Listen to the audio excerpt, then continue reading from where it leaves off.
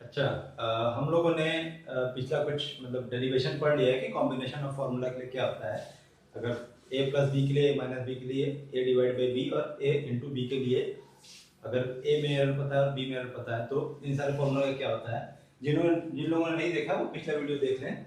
इसी की बेसिस पे कुछ न्यूमेरिकल सॉल्व करेंगे एनसीईआरटी का, फिर उसके बाद कुछ मैं इधर उधर से खोज के लाऊंगा, वो सब न्यूमेरिकल सॉल्व करेंगे। ठीक है, उससे प्रैक्टिस हो जाएगा हमारा। तो पहले तो सॉल्व करते हैं एग्जांपल 2.9 और फिर 2.9 एनसीईआरटी का ही है, दिया हुआ है, सॉल्व एग्जांपल है। मैं जस्ट फटाफट डिस्कस कर ले रहा हूँ उसको। 2.9 एग्जांपल में आपका दिया हुआ है कि एक फॉर्मूला दिया हुआ है रेजिस्टेंस का कि पोटेंशियल बाय करंट होता है।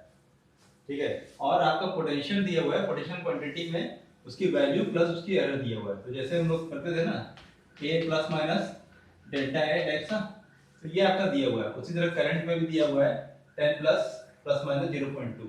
ये जो चीज है इस क्वांटिटी की एरर दी हुई है। तो अब आपसे पूछ रहा है कि अगर रेजिस्टेंस जिसका फॉर्मूला V बाई I है उसमें परसेंटेज एरर कितना होगा।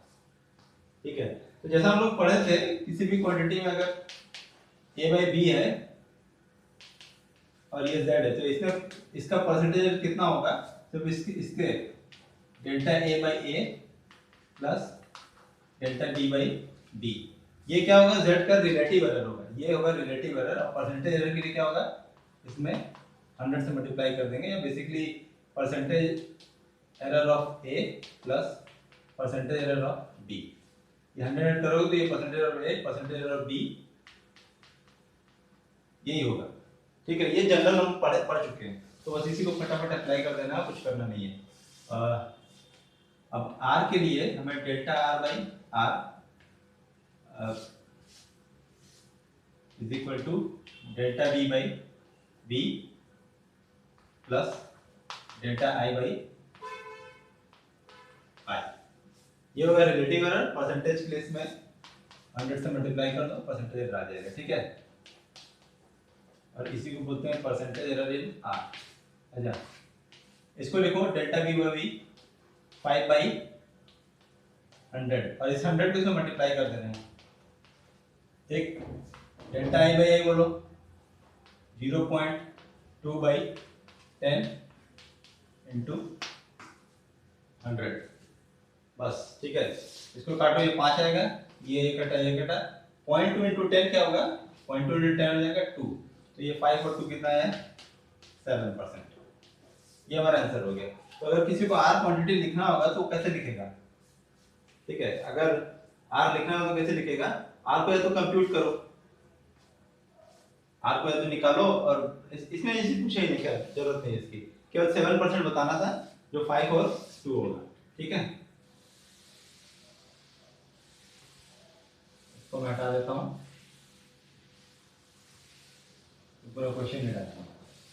ठीक, अब क्या सेकंड क्वेश्चन है, उसमें दे रखा है कि दो रेसिस्टर है हमारे R1 और R2, उसकी एरर दे रखी है कि इसमें +3 और +4 का इसमें एरर है। तो कॉम्बिनेशन ऑफ एरर के लिए फॉर्मूला बताना है हमें कि सीरीज कॉम्बिनेशन के लिए और पैरेलल कॉम्बिनेशन के लिए। और फॉर्मूला तो दे रखा हुआ है, जिन हम लोग को वैसे ही पता है कि सीरीज में क्या होता है, सब जुड़ जाते हैं, और पैरेलल कॉम्बिनेशन में 1/R equivalent is equal to, यहाँ R डैश से रिप्रेजेंट किया है, 1/R equivalent is equal to 1/R1 plus 1/R2 होता है। ठीक है, तो इसके लिए हमको ये इक्विवेलेंट फॉर्मूला और इसका एरर के साथ बताना है। तो पहला वाला तो बहुत सिंपल है, R is equal to R1 plus R2 करोगे तो सिंपली जुड़ जाएगा। जो A प्लस B होता है तो सिंपली सब चीज जुड़ जाती है और कुछ करना नहीं होता। तो उसमें फर्स्ट पार्ट के लिए तो आपका हो जाएगा R बराबर R1 प्लस R2 करोगे तो सिंपली जोड़ दो 100 plus minus 3 plus 200 plus minus 4, और एक लाइन में हो जाएगा आंसर इसका 300 प्लस माइनस 7। ये हो गया पहले वाले का आंसर। पहले सीरीज के केस में 300 प्लस माइनस 7 आएगा। ठीक, अब क्या पूछा है, सेकंड का पूछा है। एक सेकंड ना, जरा मैं बुक में देख लूं पूछा क्या है, इक्विवेलेंट रेजिस्टेंस एंड एरर।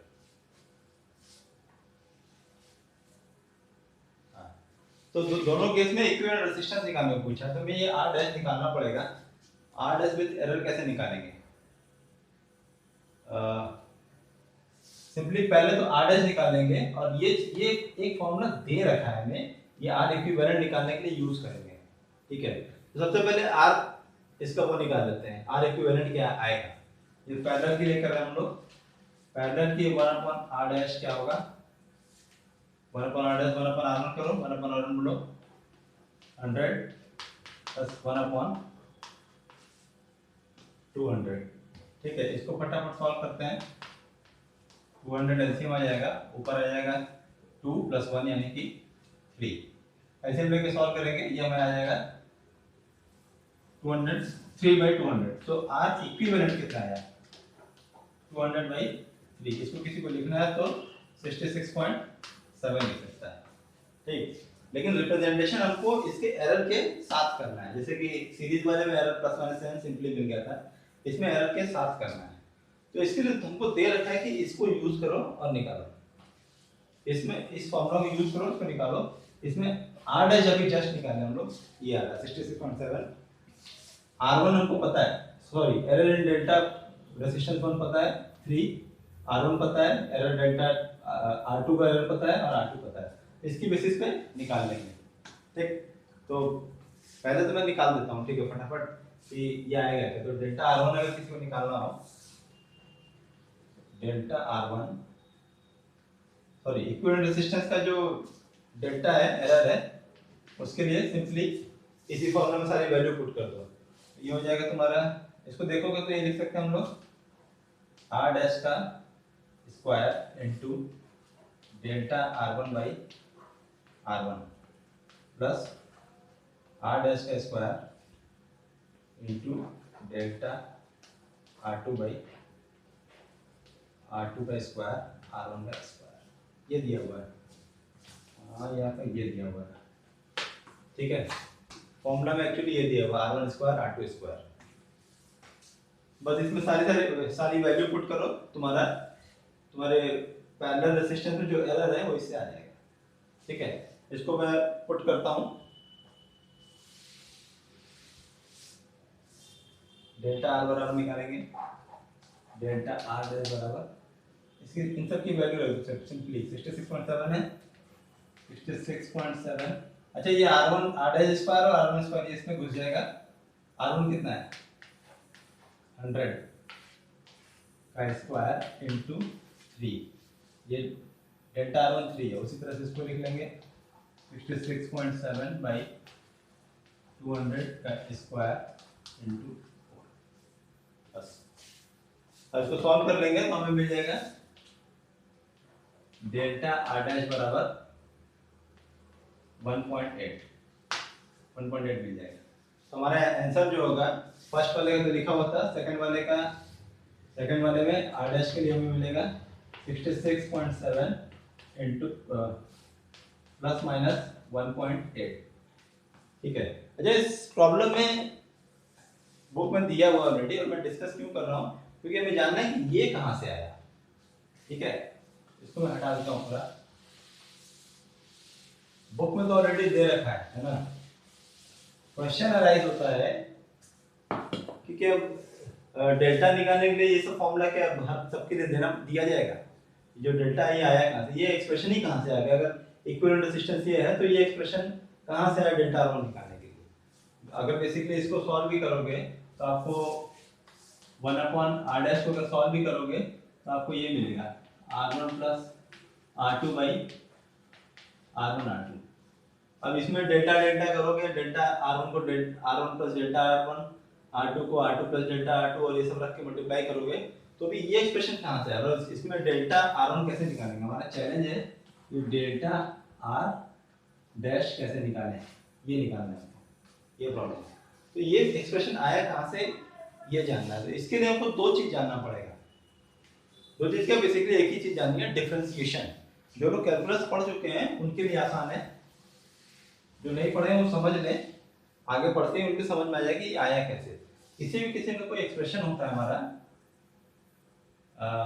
सबसे पहले तो एक चीज है differentiation, dy dx of 1 upon x क्या होगा, पहले तो ये जान लो। D by d x of 1/x क्या होगा, ठीक है,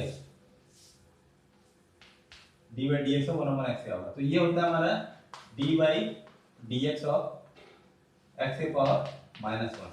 इसका फॉर्मूला होता है x की पावर n का डिफरेंशिएट करोगे तो n की पावर -1 होता है, यानी कि n क्या है -1 x n की पावर -1 आ जाएगा, ठीक है। ये आ गया हमारा -1 x -2 और इसको लिखेंगे -1/x²। जो डिफरेंशिएशन पढ़े हैं उनको पता है डी बाई डी एक्स क्या होगा, -1/x², ठीक। इसमें एक हल्का सा वेरिएशन, एक चीज और फटाफट देख लेते हैं। अब यहाँ पे x और x के रेफरेंस में होता है जब डिफरेंशिएशन, तो d by d x 1/x आएगा। अगर d बाई इसको dA करते हैं तो ये डिफरेंशिएट नहीं हो पाएगा, या कुछ क्वांटिटी कैलकुलस की छूटेगी, उसमें क्या करते हैं, इस तरह के मल्टीप्लिकेशन में इसको डिफरेंशिएट कर देते हैं और dA बाई dx छूट जाएगा, ठीक है। बेसिकली इसका डेरिवेशन आएगा, ये मैं लिख देता हूं d बाई डी ऑफ, अगर लेट्स से x हटा देता हूं, x की जगह मैं कुछ c लिख देता हूं, तो ये आएगा आपका -1/c² dc बाई dA, ठीक है।